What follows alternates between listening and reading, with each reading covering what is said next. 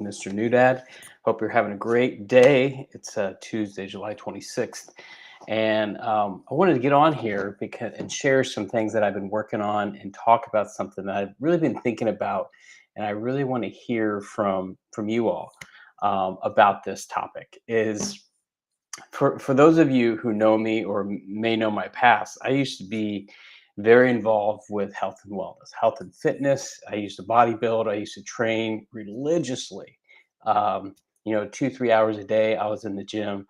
I I've competed. I've been on the stage. I've done all these different competitions and whatnot, and it kind of led me down this path of help allowing me to realize what I was capable of when I was all in, when I was fully committed, when I was disciplined, when I was determined, when I had goals, when they were clear, when I had accountability, when I had a coach, when I had somebody who was checking on me and I was checking in on them.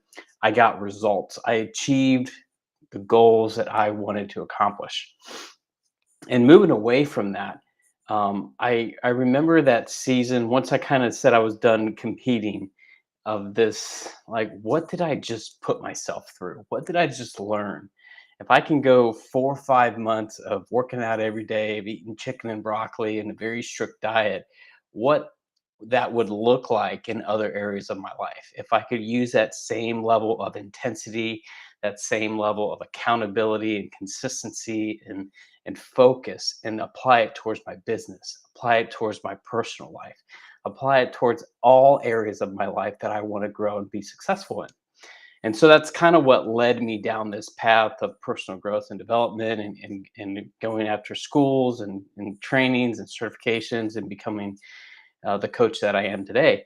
But why? But why? But, going through all that, why is exercise so important? And one thing that I've been thinking about here lately, especially in that first year, as I think a lot of dads would probably agree with, is that first year of being a dad. It's challenging. It's hard.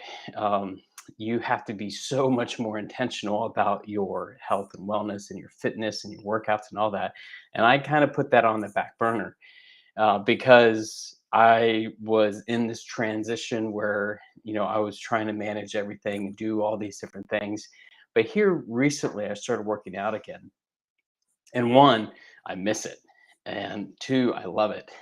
But what I realized, and it kind of ties to what I want to talk about today when I'm learning about why exercise. Why is it so important to exercise? And what I've been realizing just in the past few weeks since I started up again is that I'm better. Like when I exercise, I'm a better me. I'm less stressed. I sleep better. I think better. My discipline, almost like that muscle discipline in your brain, switches back on, and you realize, wow, this is what I'm capable of. Here is that me. This is why I do what I do. It makes me go, working out consistently and on even just on a, 1 to 2 times a week. It helps you go from having those good intentions to being intentional because you are actually putting yourself in that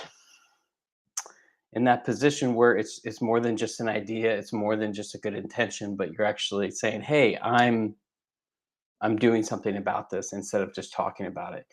And what I'm learning, and I've learned this before, and I've thought about this, is when you learn to be disciplined in one area, it will bleed over into other areas of your life.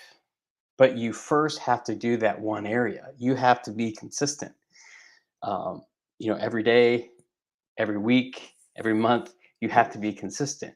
And what I'm learning is the more and more that I focus just on me and my own personal health and my own personal well-being and growing and developing that, being intentional, not just in the gym, but in my personal health, my spiritual health, my marriage, my home.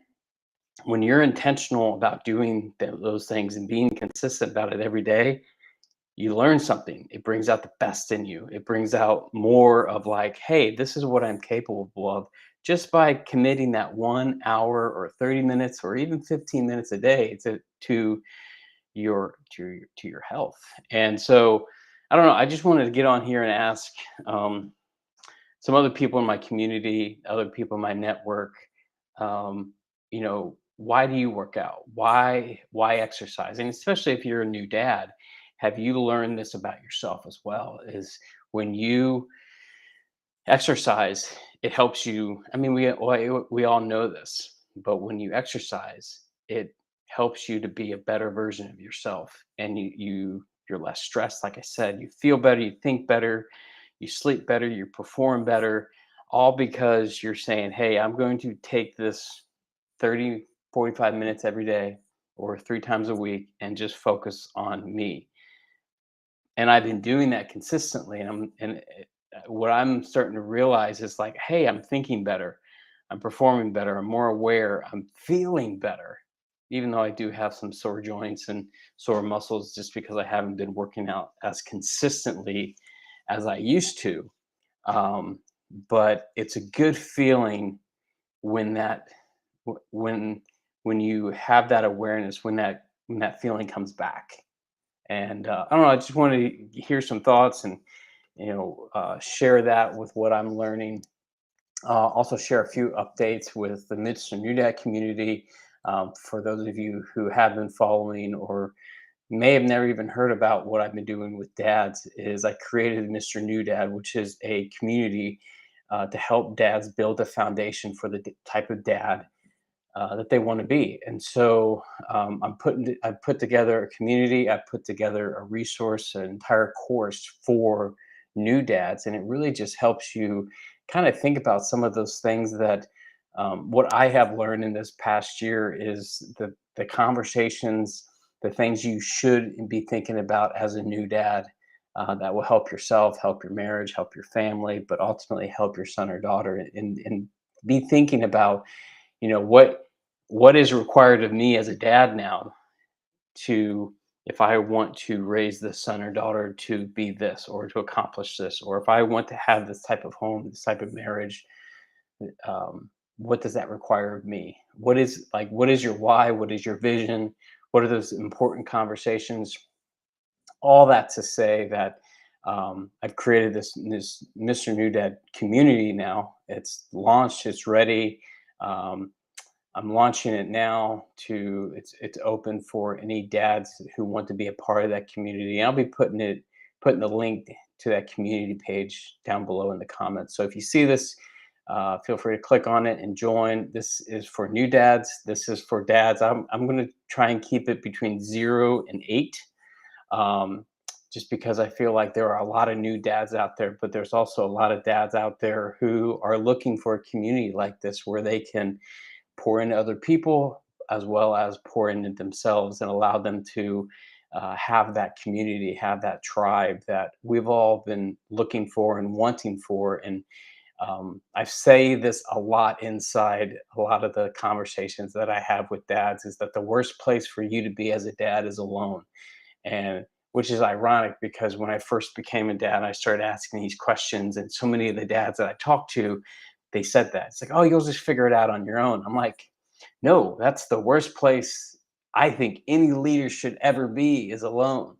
And we're not meant to be alone. We're not created to be alone. So why not have a community of dads, community, a brotherhood of other men that you can pour into, have these conversations with, grow alongside, and be intentional about being that dad you want to be and actually doing it. So I created that.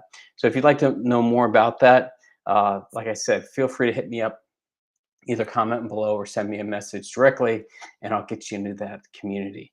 But other than that, things are going really well. I've got 3 interviews lined up for different dads, and we're going to be talking about some very important topics from how to be fully present. What does that even mean today? How to be fully and present? What are some different tools and things that you should be aware of? Um, this is a big topic, but work life balance as a dad, as a new dad in those first I would say even that first couple years is so critical, but especially in those first 6 months, and having those conversations and boundaries uh, um, as a new dad, so you know who and how to talk to, what you need to learn, what conversations you need to have, what you need to change about yourself. Eric Jones, hey, good morning, or actually good afternoon.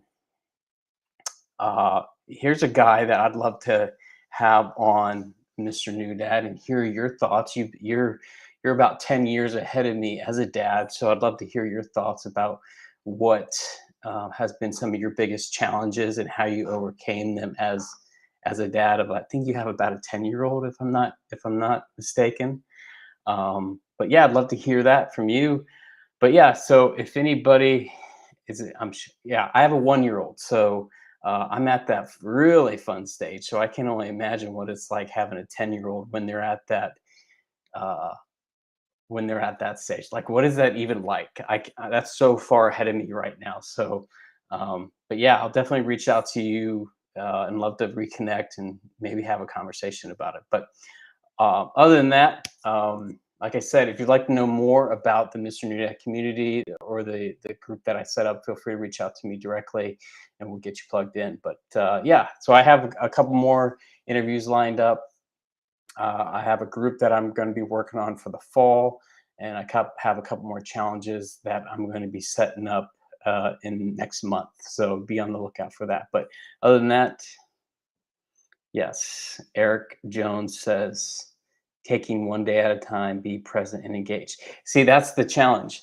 That's what I hear that a lot, to be present and engaged. And we talk about that a lot, of what does that actually mean and how do you be present? How do you be engaged? Like, yeah. So I love this topic, and I'll certainly reach out to you to hear your thoughts on what has helped you to be present, because there are so many distractions, um, as in the world today. So yeah, so I look forward to hearing that from you.